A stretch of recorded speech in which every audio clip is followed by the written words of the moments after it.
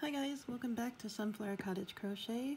This is Sarah, and today I'm going to show you how to do a magic ring. I've actually provided a how-to on magic rings in my other videos. I can't believe I just ruined that. But I wanted to have a standalone video so that if you forgot or if you still haven't really seen the other ones, you don't know which one it's in, now we have a standalone and now you will see. Okay, so to do a magic ring, this is something you'd use for working in the round, like to make hats, cocoons, or amigurumi. So one of the things is, in my opinion, it's cleaner and less bulky than doing chain 4 slip stitching and then working in that tiny hole that's created when you join it together. And this way you have a great big hole to work into, and then you just pull it tight when you're done, and it looks so much better. As an example, this is a magic ring join. See how it's really flat and clean? It's not remotely bulky. Okay, so to do it, the way I do it, I should say, is I lay the yarn, this end of the yarn, across these two fingers, okay? Leaving a decent tail, nothing huge. And I'm gonna pinch it. Then I'm going to wrap around, let's see if I can show you the front side of my fingers, and then I'm going to cross underneath here, and I'm going to hold that.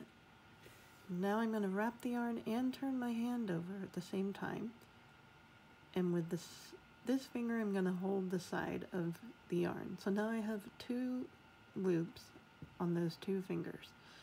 So I want to take my hook and go under the first one and grab or hook the second one and pull it through. Now I like to twist as I pull up and turn this way. So I've woven the yarn between my fingers and I'm pinching things so they don't unravel. And you have to do that no matter how you make your magic ring. So I'm lightly pinching and I'm going to chain, let's say 3 for a double crochet.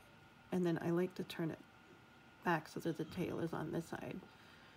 And then you have this huge loop to work all your stitches into, and you're not working around some fat chain, you're working around thin strands.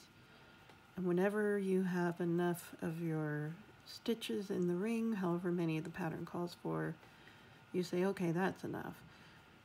And you take the tail in and you just pull it closed. Okay? And then if it says, you know, slip stitch to the top of your chain 3, well, you just do that.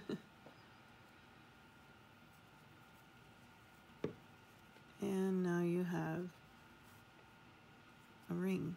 A magic ring, and that's why they call it magic, because it just works like magic. It pulls that giant hole closed, and you can keep pulling it closed as you work. One thing I do recommend that not everybody does, just because you have crocheted over this tail does not mean it is all that secure. I always weave this in, but I weave it back through the bottom end of the stitches 3 times and then snip it off, and that keeps it from opening, getting loose, all of that. So I will show you one more time how to wrap that. It just comes right undone, so that's another reason why you want to weave end in. So take in your index and middle finger, just drape the yarn over and pinch. Then wrap it around, and when you come back, you're going to cross over. Pinch that, turn your hand also wrapping for a second loop behind that front loop, and use your ring finger to hold the yarn in place. Then take your hook with the hook part down, go under the first loop, hook that second one, pull it up, and again I twist and I pinch, pull my fingers out, put my yarn where I like it, And I often put fingers through the loop and switch pinching fingers. And chain up however many you need to chain. You can stop pinching. I like to twist the loop back the way it naturally wants to, and then start doing your stitches right inside this nice ring.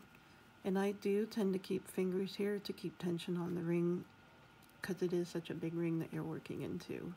But again, it makes it so much easier, it's so much faster.